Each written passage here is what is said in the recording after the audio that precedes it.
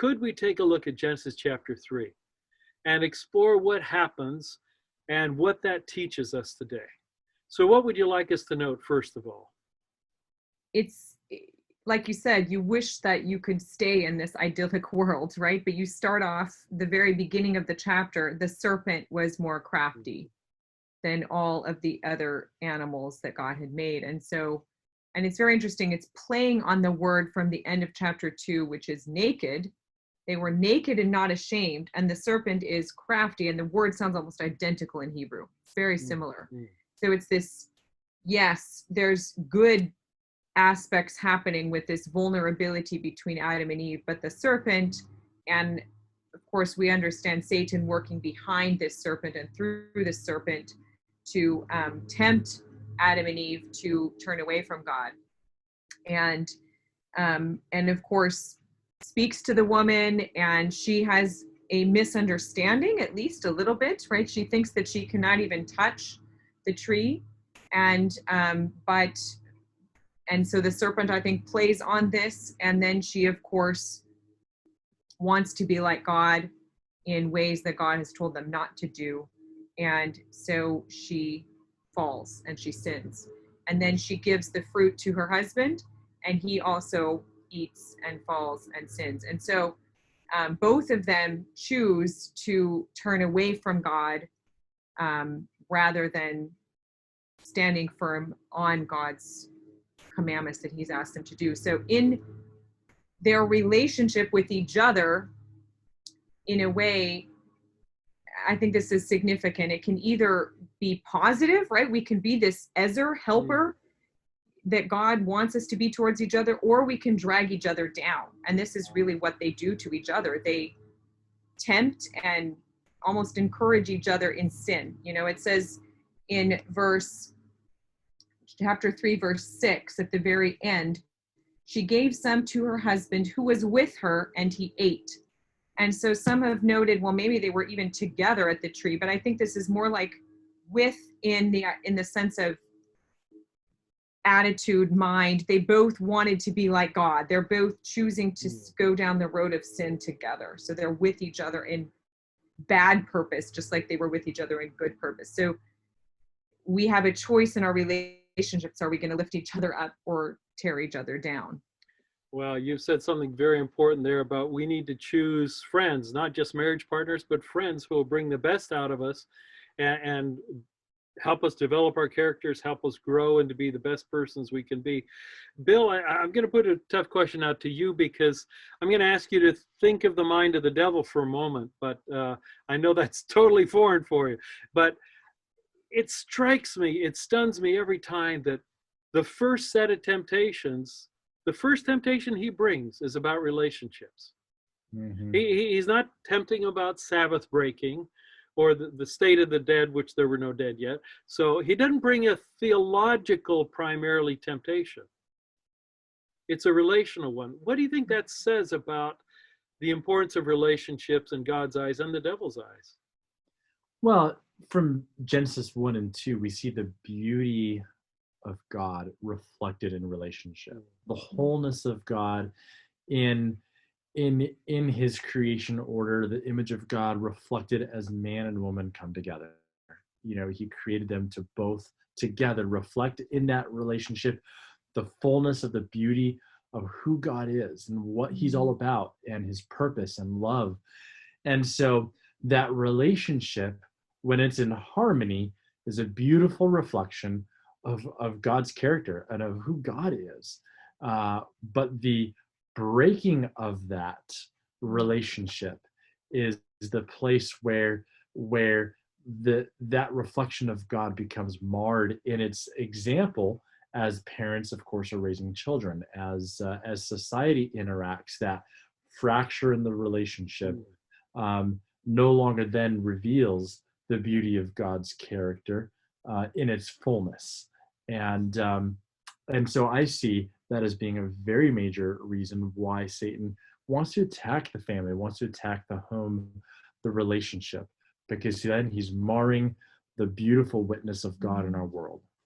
So whether you're a high school student, a college student, a mom, a dad, a grandpa, a grandma, whoever you are, the devil is out to mess up your relationships. Mm-hmm. That's a primary target that he's after.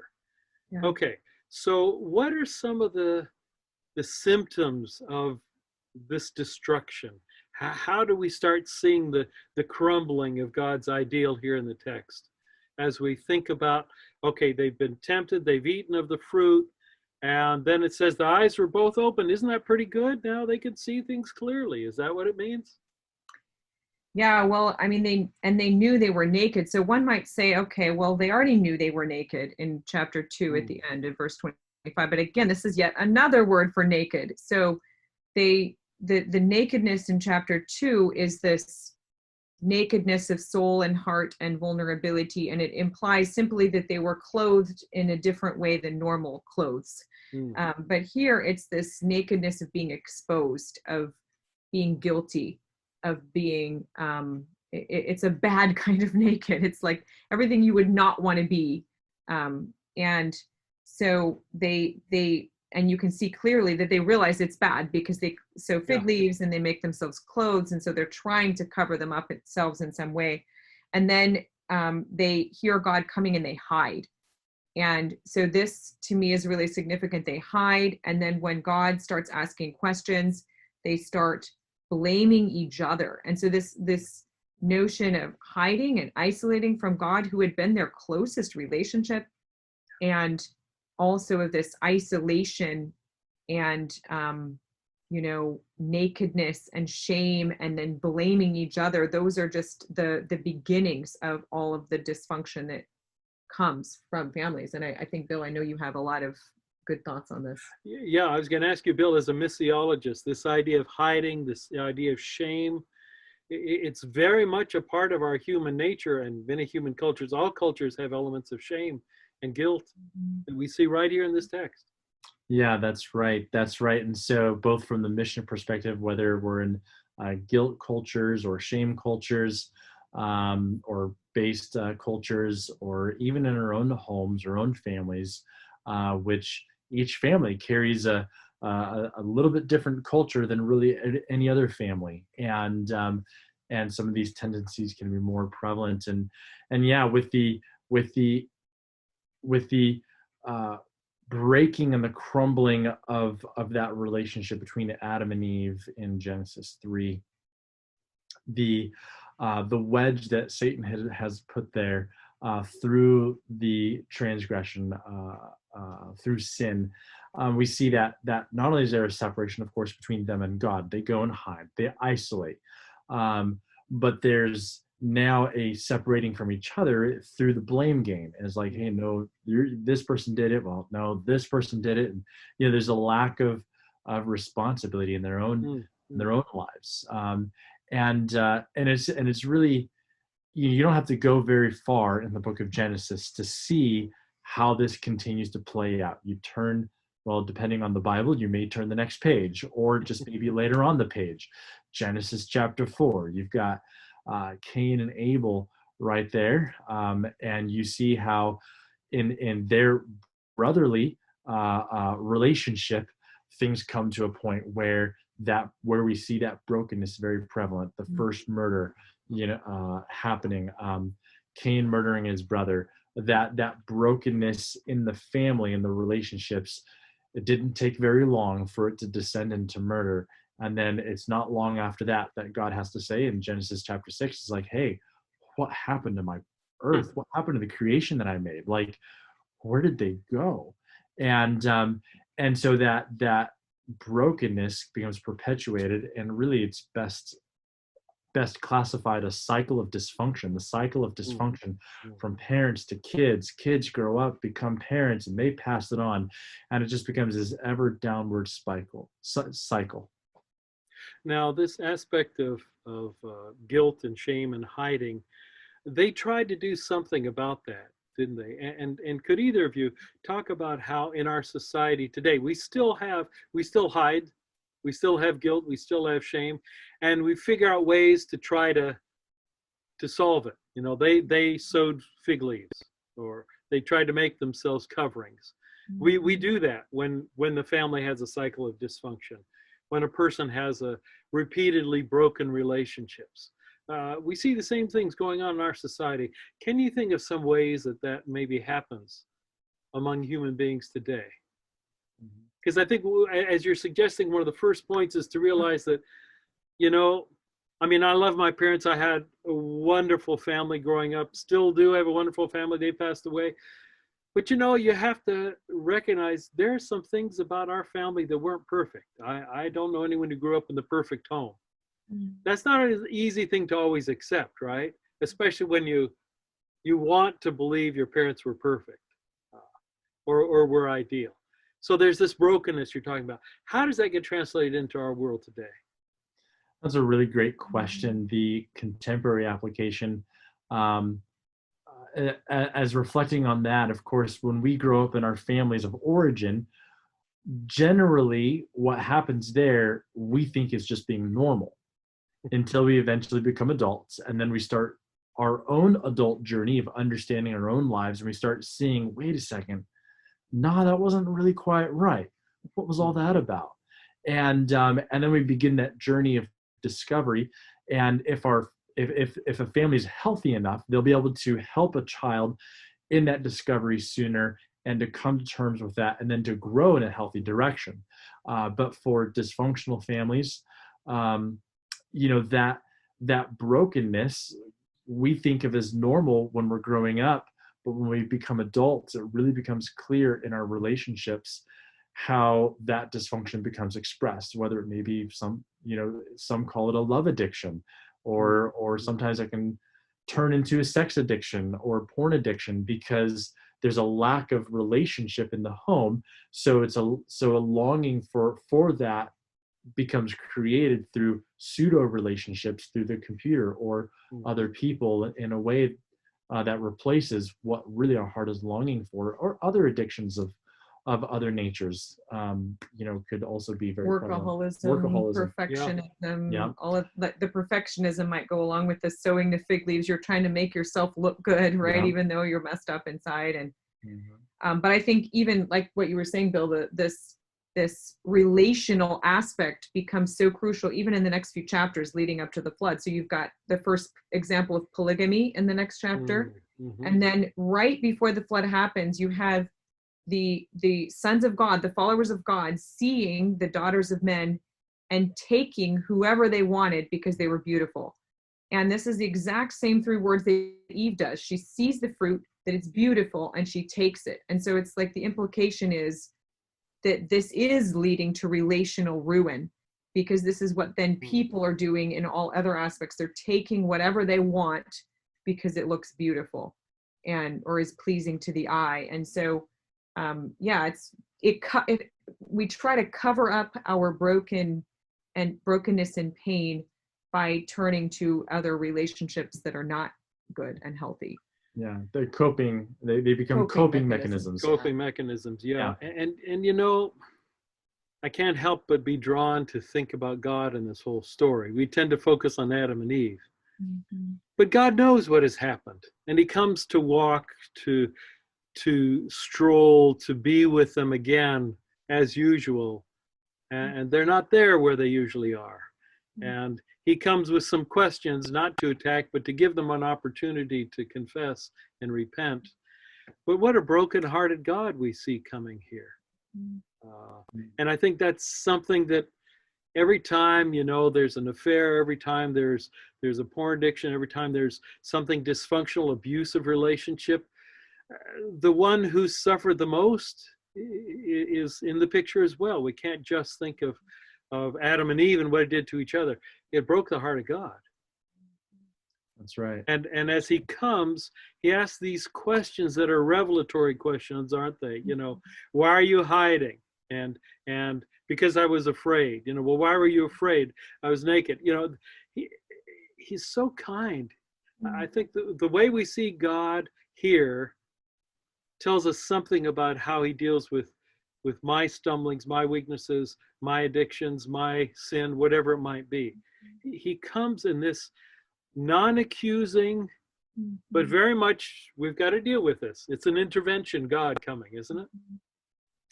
Yeah, God, God's portraying here the vulnerability that we should be having with each other, I think, too. You know, not a coming in, like you're saying, not a coming in a condemnatory way, but just, hey, like, I care about you. What's going on in your life? And I mean, this is also a kind of a courtroom scene in the sense that he does know what's happened, but he's giving them the chance to speak. And rather than just saying, hey, you've done all these things, bad people, you know, but he still wants a relationship with them, you know. And then, of course, the very first thing he says to them in verse 15, after he curses the serpent, is, I'm going to provide a way of escape.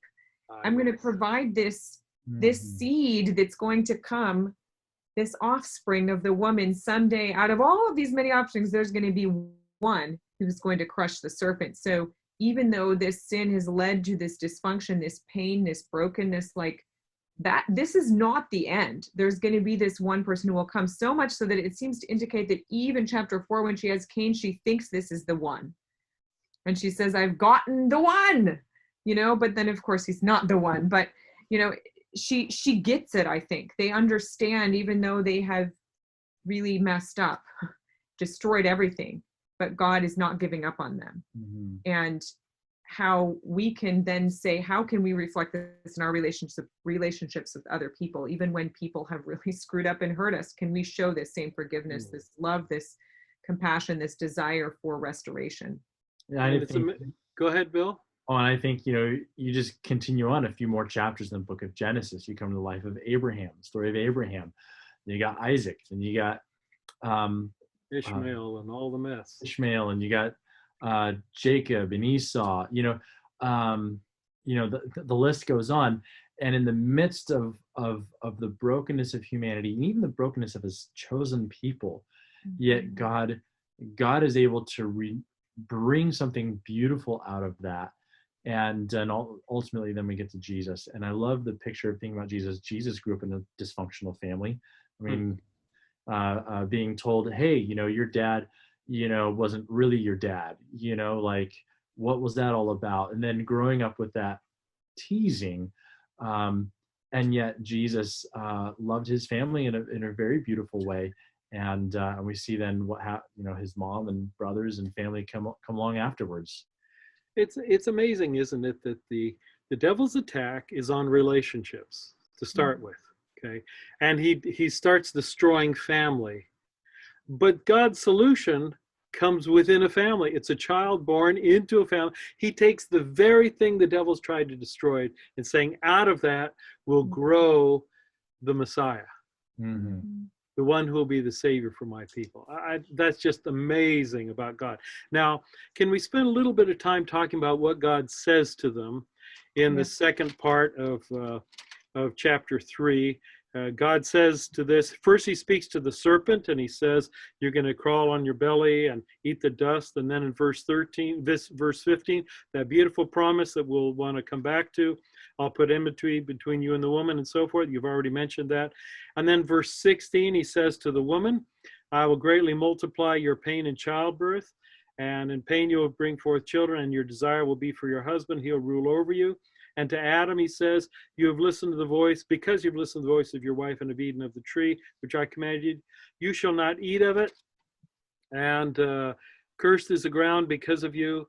In toil you shall eat of it all the days of your life. Thorns and thistles it will bring forth to you. You shall eat the plants of the field. In the sweat of your face you shall eat bread till you return to the ground, for out of it you were taken. You are dust, and to dust you shall be turned. Is this a picture of a rampaging, angry God who's saying, you guys, and I'm going to blast you and give it to you? What picture do you see here?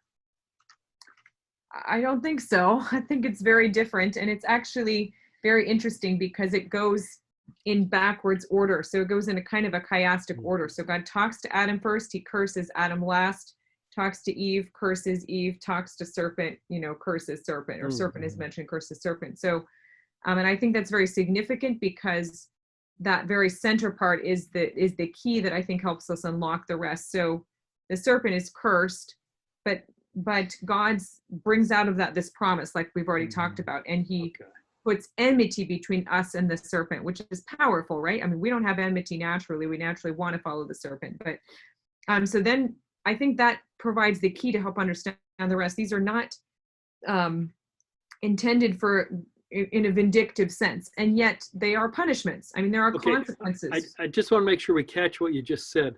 So this is not God saying, and now I'll show you what I want. Correct. This is God saying, I'm showing you what's going to come to be. Mhm. And that can be an act of love, can't it? Mhm. Saying, I'm letting you know what's coming. This is how things have changed. Yeah, and I think it's a little bit of both in the sense that God is punishing them. Mhm. I mean, he specifically says, because you have done this, this will happen. Because you did this, this will happen. So I think this is why, but he brings hope within that this is not the end, right? That he still wants them to move past these as much as possible. So they are consequences of what they have done, but they are not eternal, and they are not reflecting what was initially there. So so you have this pain in childbearing, which is again another relational aspect, as you already mentioned, but we have no problem today seeking to relieve pain in childbearing, right? So we do everything we can to help women be able to have childbearing as pain-free as possible. And then Adam has the corresponding pain of the bearing of the fruit of the ground, and sweat and tears and pain. I think the hardest part of this that people have the most confusion about is the last part of verse 16. And this says, your desire shall be for your husband, talking to Eve, and he shall rule over you. And so many have taken this in the sense of, this is how it always was. But I think it's very clear here that this was not how it was. And this is God saying the results of what Eve has done are going to result in her choosing to voluntarily submit to her husband, and he will rule over her. But this word for rule is different than the word in Genesis 1 and 2, where they are to rule over the animals. So it's not the same type of rulership. In fact, this is a rulership that most people desire. This is the word mashal, which is, so when the people say, we want a king to rule over us, they want a king to protect, they want a king to care for them, they want a king to lead and guide them. And so it's not a domineering rulership, and it's definitely only within the family. Because okay, so let me just pause right there. I want to make sure we don't miss this, because Bill, I'm sure you've heard this too, people saying, this is why we get to be in charge, because we're men and all men are in charge of all women, and that's what God put here. We shall rule over them, and it's not the picture, is it? No, and I really value Jesus's actions in raising up the value and of women, and I really appreciate also what Paul says in Ephesians 5 when he says, when he talks about submission in Ephesians 5. He mentions it both in relationship to husbands, you submit to your wives, wives, you submit to your husbands. Then later on, speaking to the men, hey, just as Jesus gave his life for the church, you're to give your life for your wife. Okay. And so that looks totally different than the more contemporary, or maybe I can't really say contemporary, but the understanding that a husband has an authoritative position over and above. So are we looking at a hierarchy here, Rahel? Is this what God is establishing? An authoritarian hierarchy of power and control? I'm the boss?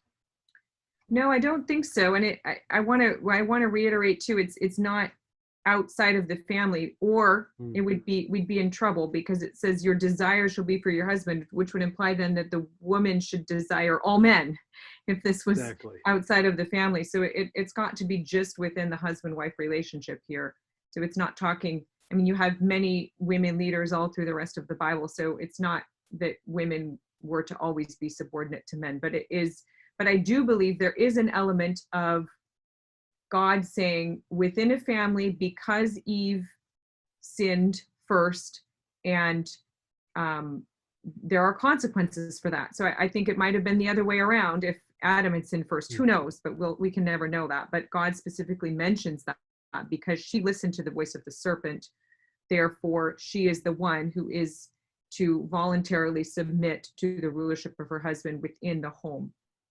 However, I think that there are good indications in the rest of the Bible that God does not, that's not a requirement in the sense of God still wants us to go back to the ideal. And we see this in Song of Songs, where there's only this word desire is only used 3 times in the Bible, and one of the others in Song of Songs chapter 7, where he says the husband's desire is to be for his wife. So you have this reversal of the curse throughout the rest of the Bible, where God, I believe, calls us to say, hey, let's go back as much as possible to Eden, to Genesis 1 and 2. And this is what Song of Songs takes us back to. So yes, there are curses here, but there are also blessings in that your desire should be for your husband. I don't think this is a curse here. I think God is saying, I'm gonna keep this here so you can continue to just enjoy your relationship with each other. And I believe this hints back towards God saying, yes, this is a curse as a result of your sin, but I want you to seek to strive back for that egalitarian relationship. So I want to emphasize that point you've just made. If I'm understanding you correctly, we shouldn't say the best thing we can do in a marriage is to fall only into this, but actually to seek more and more to have the original kind of marriage of an equal partnership. And as Bill has said, to have a relationship with other people, because, I've noticed something, the way we treat people in our families often spills over into the way we treat people outside there. And if we're dominating and arrogant and hierarchical at home, it'll probably spill over. I'm sure you've had somebody in some work context where you've thought, I'm not sure I'd want to be in that family, because if that's the way he treats us out here, imagine what it might be the way she treats them in there or he treats them in there. So you've pointed out something very important here. Creation is groaning. There's a suffering by everybody. Everybody's affected by this. So this is one event in Earth's history that affects everyone. And then there's also the event in this Earth's history of the Messiah coming in the cross that affects everyone. Yeah, and that's verse 21, really. It's this of chapter 3. The Lord God made for Adam and his wife garments of skin that had to come from an animal. And I think there's good indication here that they are, and the garments is, the word garments is elsewhere used for priests. And so God is saying here, this is the hope. That these animal sacrifices are pointing forward to this hope of the Messiah, who will bring about restoration to all of this brokenness in our families. So Bill, Rahel, we're broken people. How can broken people have any hope to have a good marriage? I mean, I'll put it on the two of you. You've been married how long did you say? 3 years? Almost. Okay. I mean, come on, it's a messed up world. We come into relationships with baggage from other relationships.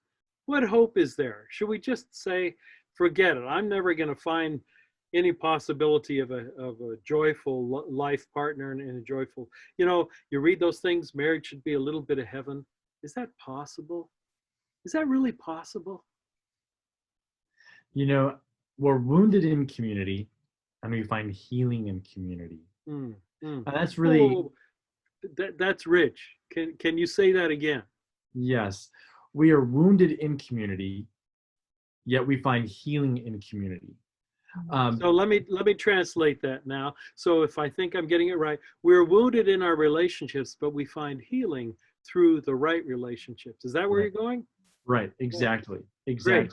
And so while we may have grown up in a broken, dysfunctional family environment, whatever that may be, single parent home, divorce, at any point in age, or addictions were present, or whatever it may be, abuse of any form, while those may have happened, we can't necessarily change that. We are wounded in that community. But when we decide to really start finding healing, finding people who are healthy or healthier than us, we can get into a community that can bring us into a journey of healing and health and wholeness. And that then can to restore our relationship. and like maybe just briefly sharing maybe a little bit about my story, a little bit about us. I brought a lot of baggage into our marriage, and I was wounded in community, and since getting married, I'm grateful for friends and for people along the way who I've been able to surround myself with into creating a healing community that have been beautiful to helping to rebuild parts of my life, and then our marriage into a much stronger way. And so we may be wounded in community, but we're healed in community. When we're isolated, we're not getting healthy. We're only treating the wound rather than actually getting healthy when we're isolated. So get into community, find healing in community. Mm-hmm.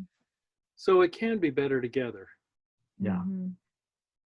What would be your closing thoughts as life lessons that we could take from Genesis 1, 2, and 3? Let's pull all three of those chapters together. What would you want us to hold on to as just some encouragement, some grace, some life lessons, something that can really give us hope for the broken world we're living in?